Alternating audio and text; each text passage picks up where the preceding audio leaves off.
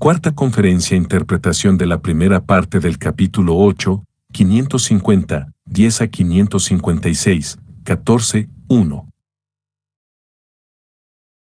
El texto mismo del último capítulo de la PHG puede dividirse en tres partes. La primera, de una extensión aproximada de 6 páginas, trata del filósofo. La segunda, 5 páginas, del sabio. La tercera, 3 páginas, de la sabiduría o, como dice Hegel, de la ciencia, Wissenschaft. Dicho de otra manera, la primera parte trata del camino que lleva a la sabiduría o a la ciencia, la segunda del soporte real, existencial, de la sabiduría, es decir, del hombre que desarrolla la ciencia, el saber absoluto y la tercera de ese saber mismo, considerado en cuanto tal, independientemente del camino que lleva hasta él y de las condiciones reales de su producción. Puede decirse asimismo entonces que la primera parte trata del sabio y de su sabiduría en la medida en que representan el resultado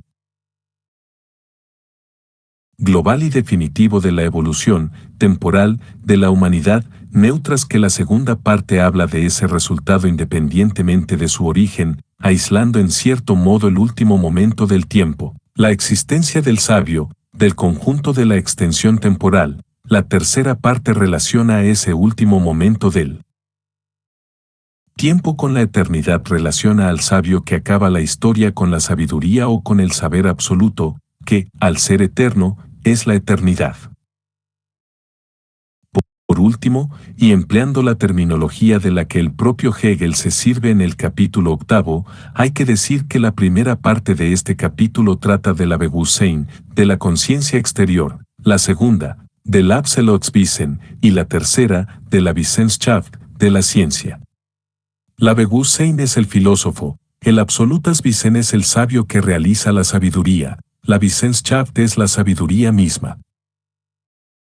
Constatemos antes que nada que, según dice Hegel en el capítulo 8, el conjunto de los 7 primeros capítulos de la PHG, es decir, toda la PHG propiamente dicha, es un análisis de la Bewusstsein, es decir, de la conciencia del exterior. Hegel también lo dice en el prefacio y en otras partes.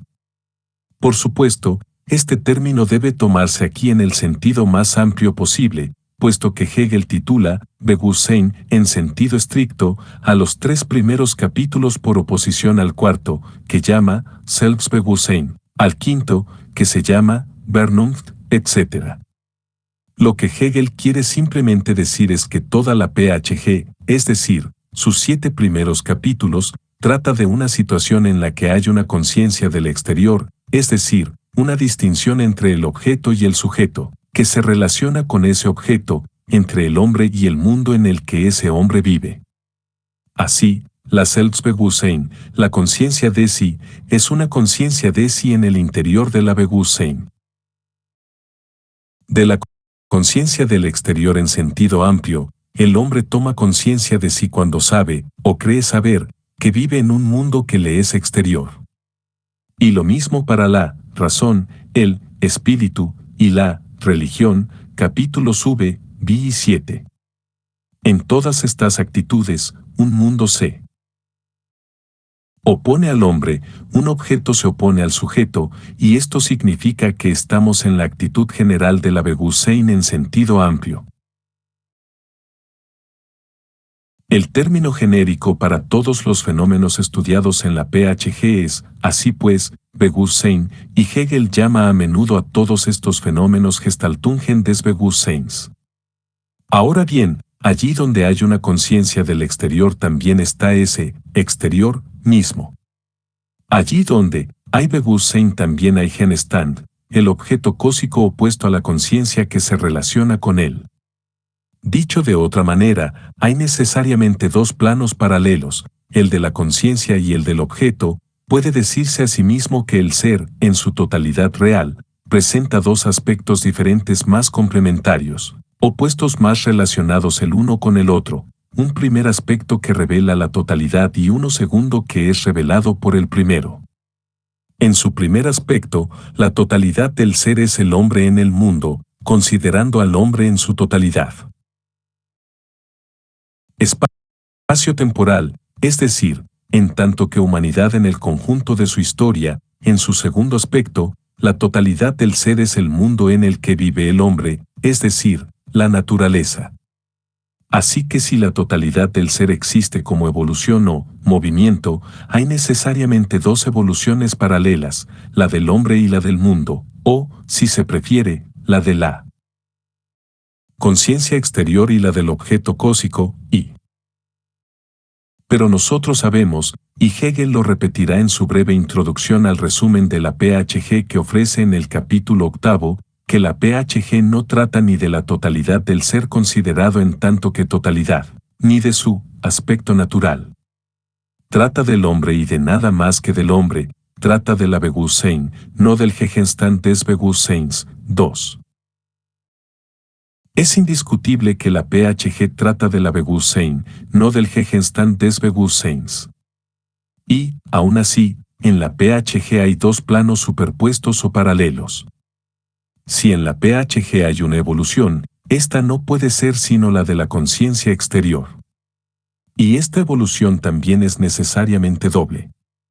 En efecto, la Bewusstsein misma posee dos aspectos diferentes pero complementarios, opuestos más relacionados el uno con el otro. Pues la conciencia, humana, revela no solamente el aspecto inconsciente, natural, del ser, sino también la totalidad del ser. Es decir, que ella también se revela a sí misma, puesto que forma parte de esa totalidad. Ella es, por una parte, conciencia exterior y, por la otra, conciencia de sí. 3. Ahora bien, la PHG está escrita de tal modo que cada frase, o casi cada frase, se relaciona a la vez con los dos aspectos de los que acabo de hablar. Por tanto, los 7 primeros capítulos de la PHG pueden leerse de cabo a rabo considerándolos como una descripción de la conciencia de sí, es decir, de las diferentes maneras como el hombre se comprende a sí mismo. Obtenemos así la lectura antropológica, que es la de mi curso, pero los 7 primeros capítulos también pueden leerse como una descripción de la conciencia exterior, es decir, de las diferentes maneras como el hombre toma conciencia del mundo y del ser en general. Y obtenemos entonces la interpretación metafísica, de la que no he hablado en mi curso y que Hegel resume en el capítulo 8. Veamos ahora qué significa todo esto para la idea del sabio y de la ciencia. Tomemos primero el plano antropológico. El verdadero ser del hombre es su acción, dice Hegel. Es decir, el hombre se crea a sí mismo por medio de la acción negadora de lo dado, y, después de cada etapa creadora, toma conciencia de lo que ha creado, es decir, de lo que él es tras haber llegado a serlo. Así que un saber que verse sobre el hombre solamente puede ser absoluto, es decir, definitivo, cuando se haya acabado definitivamente la acción negadora, es decir, cuando el hombre esté plenamente reconciliado con lo dado y satisfecho en y por este. Ahora bien, Hegel afirma, por una parte, que esa acción ya había acabado cuando escribió la PHG, y él pretende que los fenómenos estudiados en la PHG agoten todas las acciones negadoras creadoras posibles. Por la otra, él muestra que cada negación creadora es la negación de algo dado que resulta de todas las negaciones creadoras anteriores. Dicho de otra manera, el hombre que vive al final de la historia realiza la existencia humana en su plenitud absoluta, el ser de este hombre incluye todas las posibilidades humanas. Este hombre es, como sabemos, el ciudadano del Estado absoluto. En términos prácticos, se trata de Napoleón. Pero para ser un sabio no basta con ser ese ciudadano, el sabio es el ciudadano plenamente consciente de lo que él es. Y si bien el ciudadano integra en y por su existencia activa la totalidad de las posibilidades existenciales, el sabio integra en y por su saber absoluto la totalidad de las tomas de conciencia de esas posibilidades. Dicho de otra manera, él integra las tomas de conciencia parciales de las realizaciones parciales descritas en la PHG. Dicho de otra manera, uno se vuelve unisabio al escribir, o leer, una PHG que contenga la lista completa de las tomas de conciencia parciales. Una vez llegado al final del capítulo 7, el hombre es plenamente consciente de sí en el sentido fuerte del término, primero porque sabe todo lo que él es, y segundo porque él es efectivamente todo lo que el hombre puede ser. Y, sin embargo, para ser un sabio no basta con haber escrito o leído la PHG desde su aspecto antropológico. En efecto, la ciencia del sabio es verdadera. Esto significa que ella revela la realidad. Pero lo real es el hombre en el mundo. El hombre sin el mundo es una abstracción tan inexistente como el mundo sin el hombre. Es cierto que uno podría haber existido sin el otro. Pero el sabio no tiene que preocuparse por cuánto podría, o debería, haber sido. Él debe comprender lo que es. Y lo que es resulta ser la naturaleza poblada de seres humanos, los hombres que viven en el seno de una naturaleza que los cría y los mata. El saber del sabio que revela el ser en su realidad concreta no revela, por tanto, ni el hombre considerado aisladamente, ni el mundo considerado aisladamente.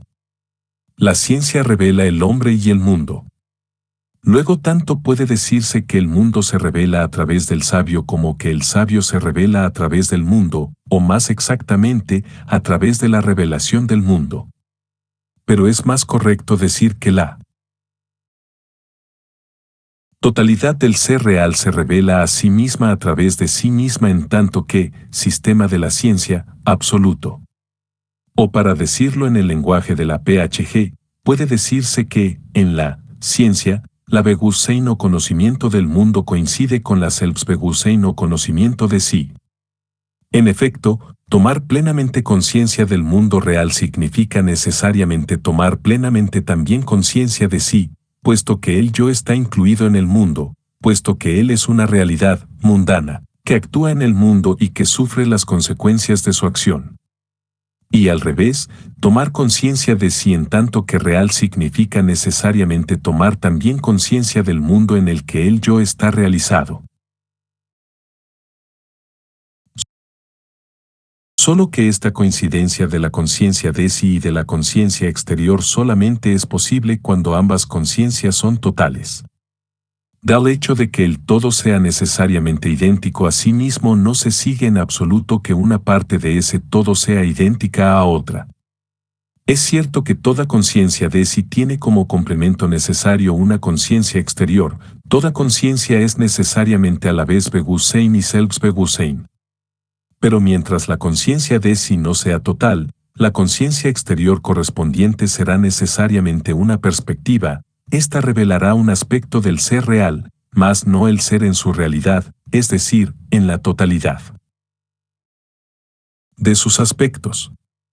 Pero es evidente que no podemos darnos cuenta de que una perspectiva solo es una perspectiva entre otras más que a condición de superarla, es decir, de situarse en otra perspectiva.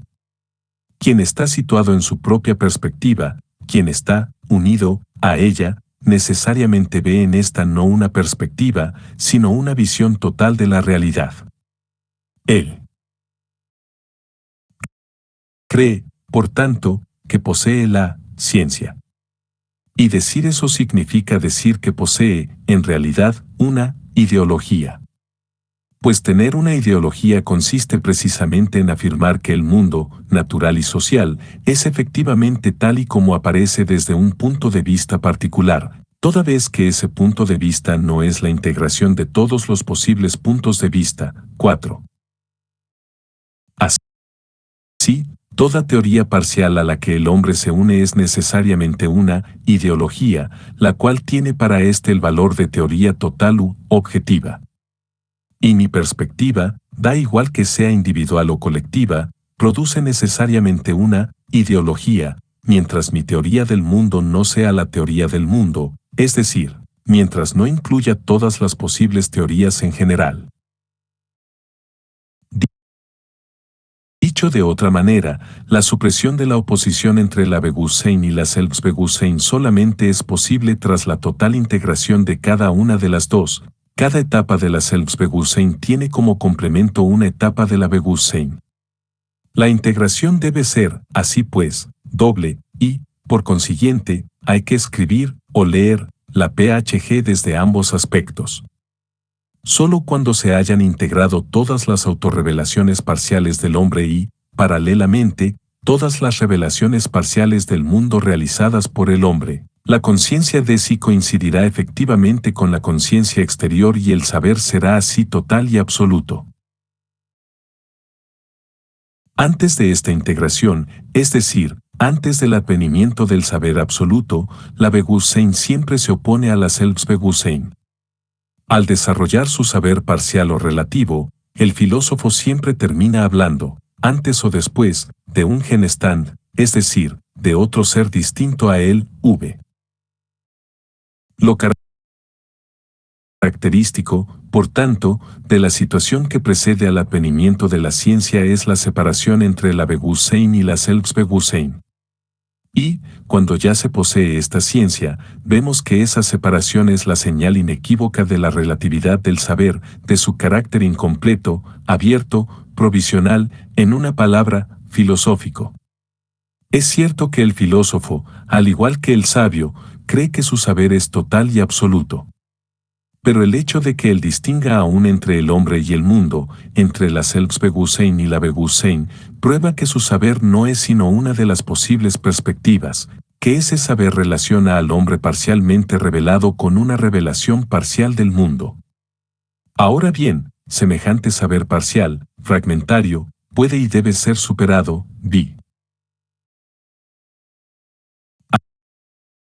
Así que una vez más, la filosofía queda sobrepasada y la ciencia alcanzada cuando la conciencia de sí coincide con la conciencia exterior. Y esta coincidencia se efectúa en y por la integración de todas las revelaciones parciales de los elementos constitutivos de ambos aspectos de la conciencia descritos en la PHG. Esta integración se efectúa en y por la conciencia del autor y del lector de los 7 primeros capítulos de la PHG, toda vez que esos capítulos se han escrito y leído, tanto desde el plano antropológico como desde el plano metafísico. Así, para llevar a cabo en el capítulo 8 el tránsito de la filosofía a la ciencia, a Hegel le basta con resumir los 7 capítulos anteriores. Y esto lo hace él en la primera parte de este capítulo.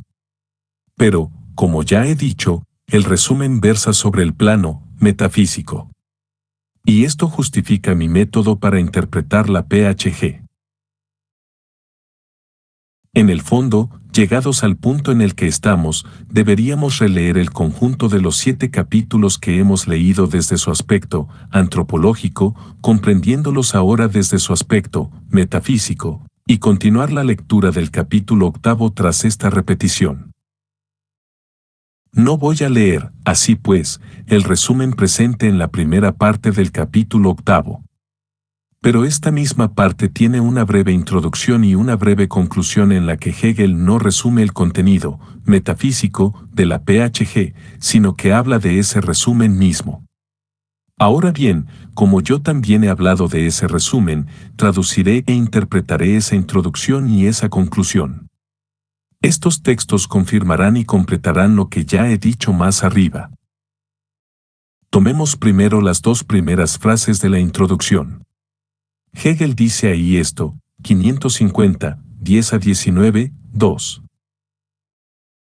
Por una parte, el objeto cósico es, pues, un ser dado, sein, inmediato, es decir, una cosa en cuanto tal, la cual corresponde a la conciencia, exterior, inmediata, es decir, a la sensación. Por la otra, el objeto cósico es un acto de convertirse en otro distinto a sí mismo, es su relación, Verhältnis, o su ser para algo otro, y es también ser para sí, él es así, la determinación especificada, Bestimmtheit, la cual corresponde a la percepción. Por último, el objeto cósico es la realidad esencial o entidad universal, la cual corresponde al entendimiento. Considerado, en tanto que todo o conjunto, el objeto cósico es el silogismo, es decir, el movimiento dialéctico de la entidad universal que pasa a través de la determinación específica, Bestimmung, para ir hacia la particularidad, así como el movimiento inverso, que va desde la particularidad hacia la entidad universal, al pasar a través de la particularidad, considerada, en tanto que suprimida, dialécticamente, es decir, a través de la determinación específica. Bestimmung. En este texto, Hegel habla del objeto cósico, del objeto de la Bewusstsein, no de la conciencia que reflexiona sobre ella misma, es decir, la conciencia de sí. Él habla del mundo, no del hombre. Así que de lo que se tratará en el resumen que viene a continuación es de metafísica, no de antropología. La Bewusstsein revela el Gegenstand. Ahora bien, la Bewusstsein tiene tres aspectos. 1. La conciencia inmediata, es decir, sensible, que es la sensación. 2. La percepción. 3. El entendimiento. Luego el Gegenstand, el objeto, también debe tener tres aspectos. La forma más elemental, la más inmediata de la conciencia exterior, es la sensación. Y la sensación siempre es particular, es un hiket nunca aislado, privado de toda relación, tanto con lo que no es él como consigo mismo, no hay una auténtica relación entre quien siente y lo sentido, la sensación es algo, pero no una cosa, es una cosa en cuanto tal, Ding überhaupt, que es lo que es sin oponerse a otra cosa ni depender de otra cosa. Y como la sensación revela el objeto cósico, es decir, el ser, es necesario que haya en el objeto, en el ser, un aspecto que corresponda a la sensación. Pues en efecto, ser es ser siempre hiket nunc, ser es ser siempre algo, ser es ser siempre lo que se era antes de convertirse en otra cosa, independientemente del hecho de que haya otra cosa, sin que esto tenga que relacionarse con lo que se es o no se es, ser siempre ya antes de su determinación a serlo y antes de la determinación del ser por sus relaciones internas y externas. Pero la sensación no es más que un elemento constitutivo de la conciencia exterior, un elemento aislado artificialmente, ya que, en realidad, siempre está integrada en una percepción. Ahora bien, la percepción es algo determinado. Esta es, pues, esencialmente relación entre el percipiente y lo percibido, relación entre lo percibido y lo percibido, es decir, entre la cosa misma y sus cualidades, y relación de esas cualidades entre sí. Y como la percepción es, puesto que se inserta en el ser al revelarlo, el ser mismo tiene un aspecto que corresponde a la percepción.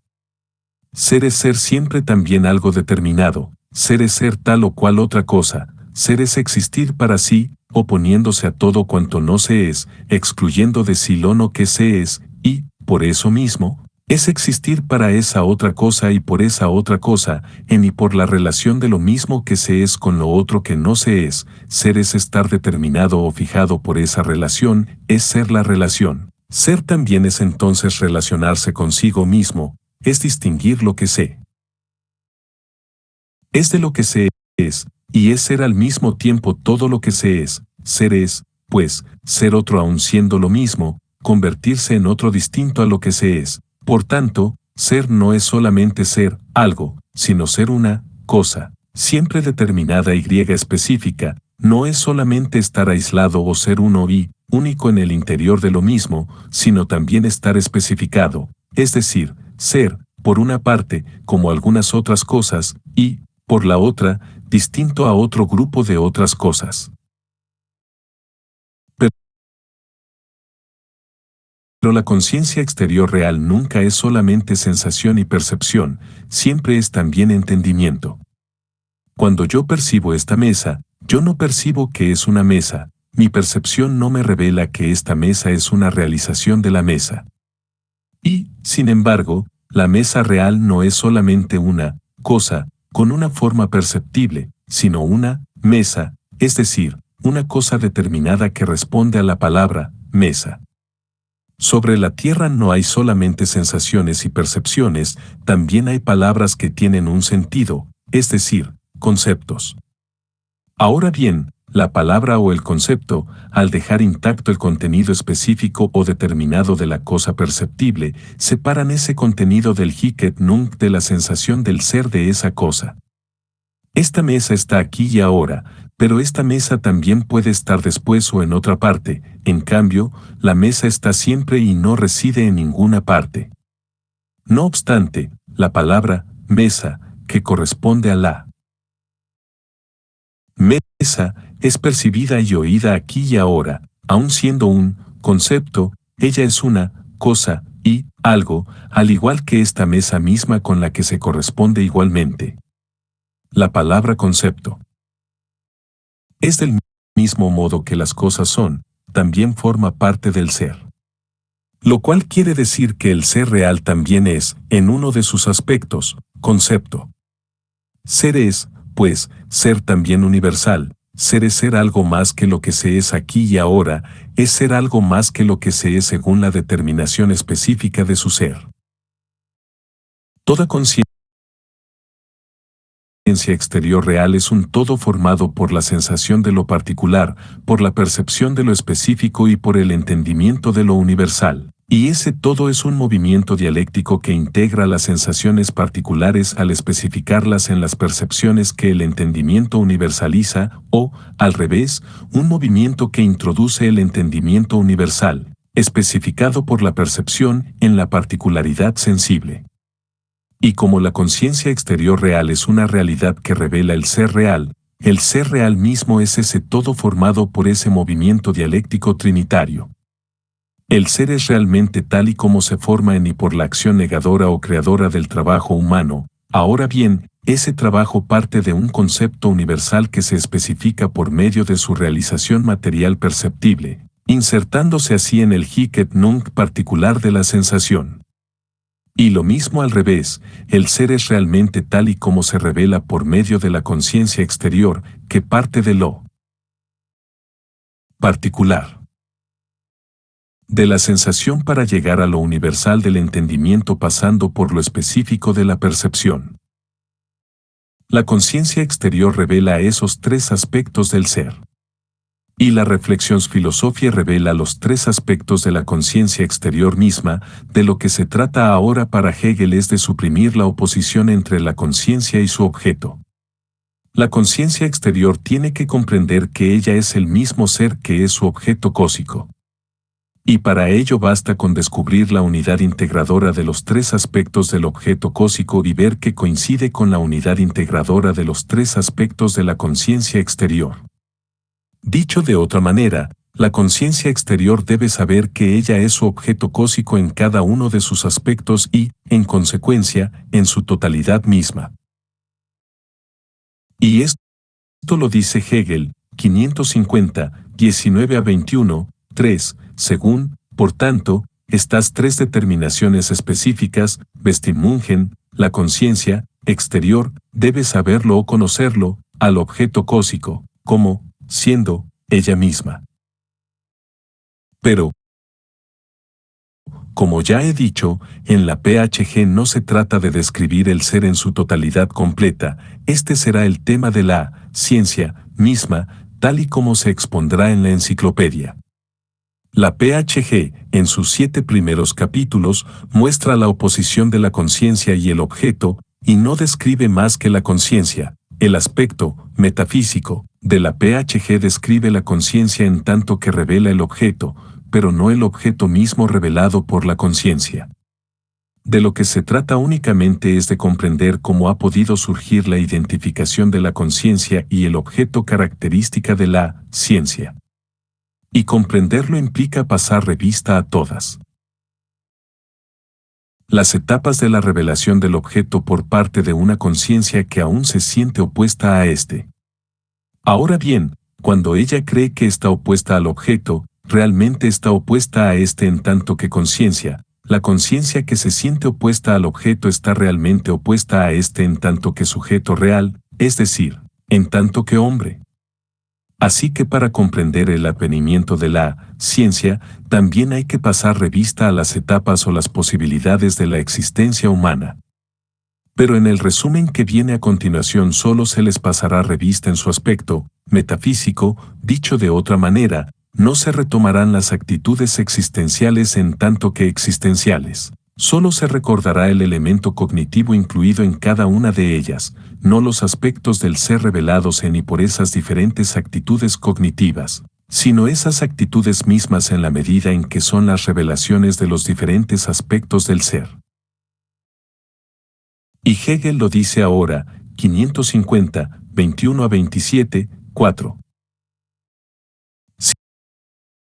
Sin embargo, en la PHG, no se trata del saber, considerado, en tanto que comprensión conceptual pura del objeto cósico. Por el contrario, ese saber debe ser mostrado, aufgezeigt, ahí, en su devenir, es decir, en sus elementos constitutivos, únicamente desde el aspecto que pertenece exclusivamente a la conciencia, exterior considerada, en cuanto tal, y los elementos constitutivos del concepto propiamente dicho, es decir, del saber puro, deben ser mostrados, en forma de formaciones concretas. De la conciencia, exterior. Por tanto, cada una de las etapas recordadas es una forma particular de la oposición entre la conciencia y el objeto. En estas etapas, el objeto no es, pues, el ser total revelado, es decir, el espíritu o el logos. No lo es porque en cada etapa se revela solamente una parte de la totalidad, y la parte revelada no coincide efectivamente con la parte reveladora. La oposición filosófica del sujeto cognoscente y del objeto conocido queda suprimida en la ciencia solo cuando el sabio integra todas las posibles actitudes cognitivas, solo cuando él efectúa esta integración total. Y Hegel lo dice en la siguiente frase, 550, 27 a 37, 5. A causa de esto, en la conciencia exterior considerada, en cuanto tal, es decir, tal y como se estudió en los 7 primeros capítulos de la PHG, el objeto cósico no aparece todavía como la entidad esencial espiritual, tal y como la acabamos de enunciar en este cap 8, en el que ya hablamos desde el punto de vista del saber absoluto y sin comportamiento. Verhalten, de la conciencia exterior hacia el objeto cósico, no es ni la consideración de este último en esa totalidad considerada, en cuanto tal, que hace de aquel una entidad espiritual, ni la consideración en su forma conceptual pura o abstracta, reinen Begriffsform, sino que es, por una parte, una forma concreta de la conciencia exterior, en cuanto tal, Überhaupt, y, por la otra, un cierto número, Anzahl, de tales formas concretas que nosotros juntamos en la PHG y en las que la totalidad de los elementos constitutivos del objeto cósico y del comportamiento de la conciencia exterior solo puede mostrarse como disuelta en sus elementos constitutivos. Luego, para pasar de la filosofía a la sabiduría es necesario integrar todas las posibles filosofías. Pero esto solamente se puede hacer tras haber integrado realmente todas las posibilidades existenciales y tras haber tomado conciencia de esta integración. Y para hacerlo efectivamente es necesario integrar también las filosofías consideradas en tanto que filosofías. Dicho de otra manera, es necesario integrar los elementos cognitivos incluidos en todas las actitudes existenciales. Es necesario integrar todos los aspectos de la existencia consciente en tanto que ella está vuelta hacia el objeto, no reflejada sobre sí misma. Ahora bien, todas estas etapas necesarias de la revelación progresiva del objeto ya se han descrito en los 7 primeros capítulos de la PHG. Así que para efectuar su integración, que permite pasar de la filosofía a la sabiduría, basta con pasar una vez más revista a esas etapas y constatar que se completan mutuamente sin contradecirse y que forman así un todo cerrado en sí mismo, un todo al que no se le puede quitar nada y unas etapas a las que no se les puede añadir nada. Y Hegel lo dice en la frase con la que termina la introducción, 550, 38 a 41, 6. En consecuencia, para lo concerniente a este aspecto de la comprensión, erfasens, del objeto cósico, es decir, para lo concerniente a la comprensión del objeto, tal y como esa comprensión existe en la forma concreta de la conciencia exterior, basta con recordar las formas concretas anteriores que ya han aparecido en los 7 primeros capítulos de la PHG. Viene ahora el texto mismo de la primera parte del capítulo, que no comento. Diré únicamente esto. Cuando Hegel habló de la sensación, la percepción y el entendimiento, no tenía en mente solo la sensación, etc., en el sentido propio de los términos, es decir, los fenómenos que describe en los 3 primeros capítulos de la PHG. Esas 3 formas de la conciencia exterior, al sublimarse, también están presentes en todas las actitudes existenciales, más exactamente, en todos los aspectos cognitivos de esas actitudes. Cada actitud existencial es consciente, y como toda conciencia es sensación, percepción y entendimiento, cada actitud existencial es una forma específica de la revelación del ser a través de la sensación, la percepción y el entendimiento, y como esas revelaciones son reales, el ser mismo es efectivamente tal y como aparece en esas revelaciones. Asimismo, Hegel no resume en este resumen solamente los 3 primeros capítulos titulados Die Sinnliche Gewissheit, Die Wahrnehmung y Der Verstand, sino el conjunto de los 7 capítulos fenomenológicos. Por otro lado, cada etapa existencial ya es una integración de las etapas anteriores, y también una integración, así pues, de sus aspectos cognitivos. La última etapa será entonces una integración de todas las etapas en general, pero aún no se habrá alcanzado la totalidad debido únicamente a que la integración que representa esta última etapa se opone todavía a los elementos que integra. Dicho de otra manera, en la última etapa todos los aspectos del ser ya se han revelado, y se han revelado en su unidad. El ser está revelado ahí, pues, en su totalidad, el contenido del saber alcanzado en esta última etapa es total, es decir, absoluto o absolutamente verdadero. Pero al excluirse de su propio contenido, el saber de esta etapa se opone todavía a ese contenido total.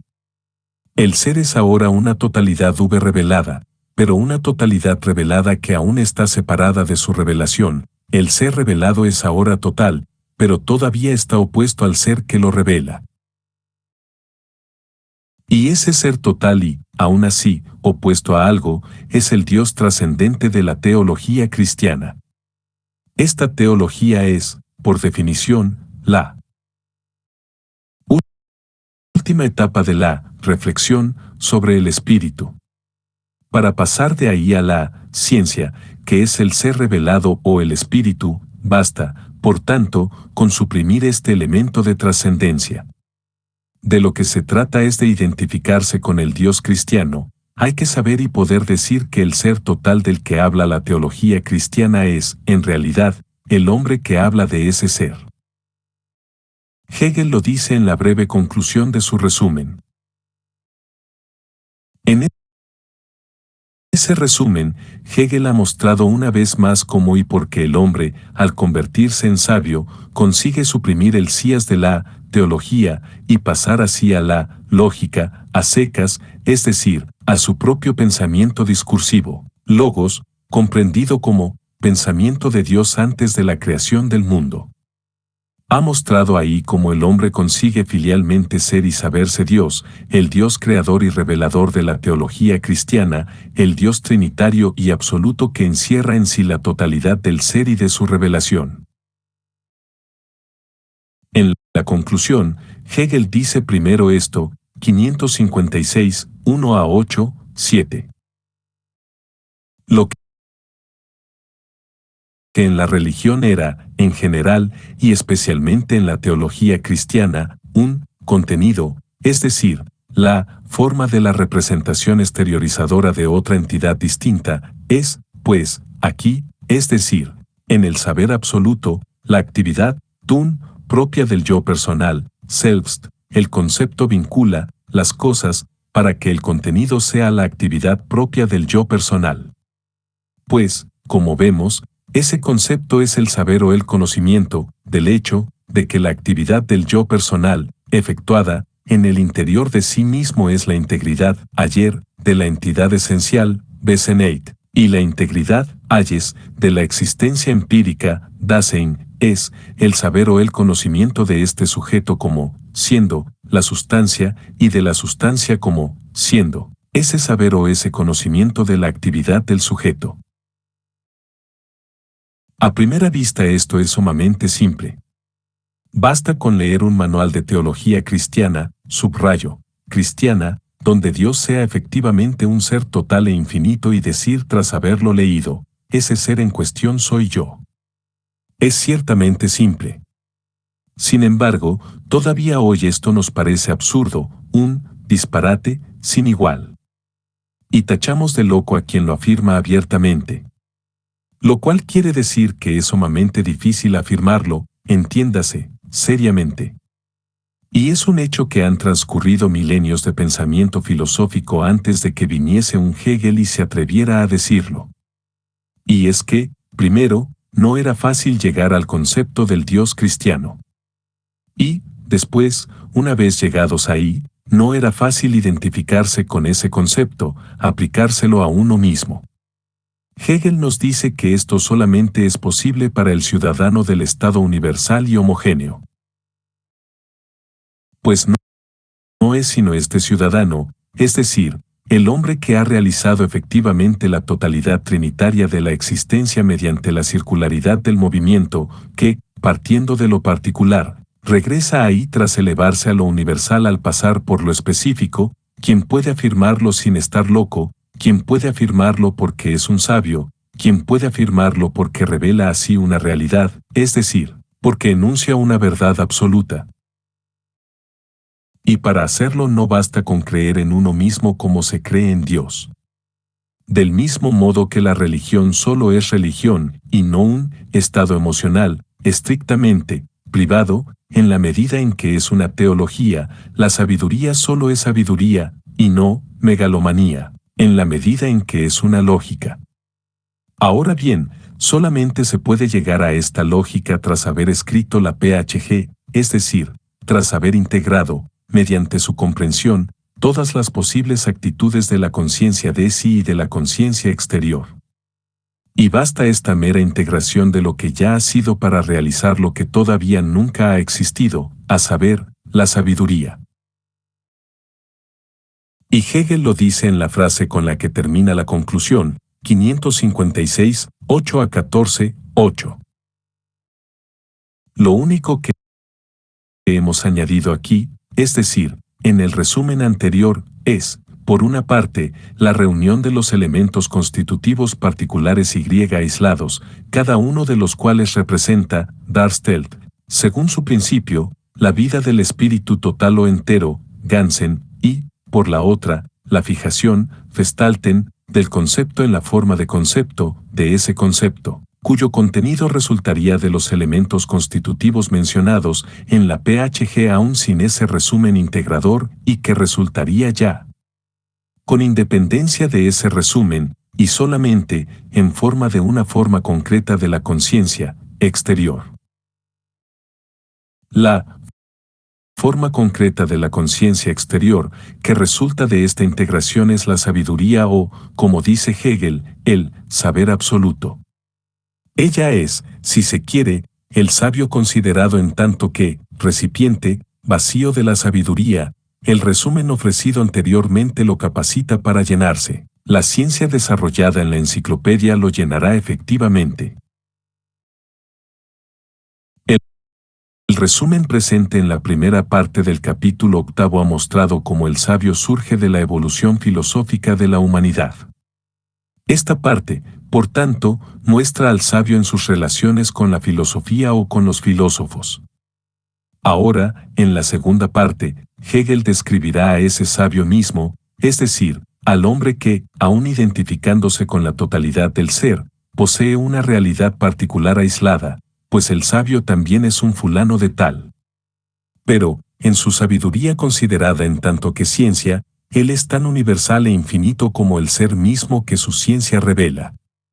Y en la tercera y última parte del capítulo 8, Hegel hablará de esa ciencia que él se prepara para exponer en la segunda parte de su Sistema de la Ciencia, una parte que nunca escribió y que fue sustituida por la Enciclopedia de las Ciencias Filosóficas.